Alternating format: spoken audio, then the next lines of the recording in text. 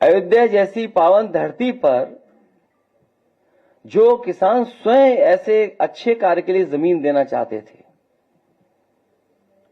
जिस समय मांग थी कि सर्किट रेट बढ़ाया जाए, इनको मुआवजा दिया जाए, सरकार ने किसानों को कहीं मुआवजा नहीं दिया जो उनकी मांग थी उसके अनुसार।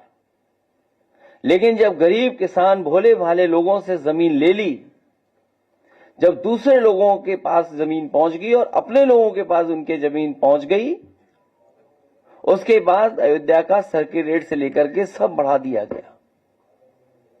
क्या ये राजस्व की क्षति नहीं है?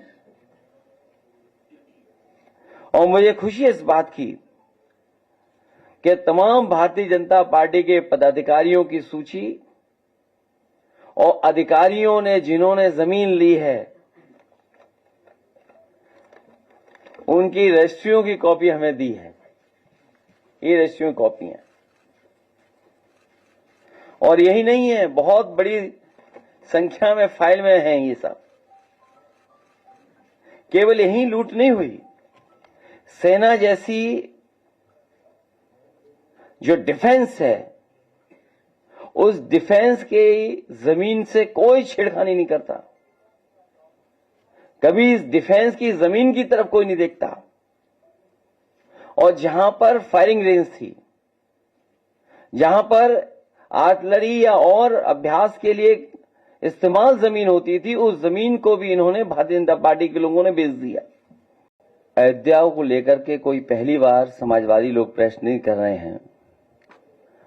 इससे पूर्व में भी समय समय पर जब किसान आए, व्यापारी आए और हमारे गरीब जिनके साथ अन्याय हुआ उस समय आए, तो हम लोगों ने समय समय पर प्रेस के माध्यम से सरकार को जानकारी देने का काम किया।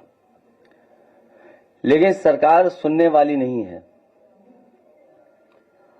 और जो कुछ समाजवादियों ने जिस समय रखा, सरकार ने कोई कार्रवाई उस पर नहीं की।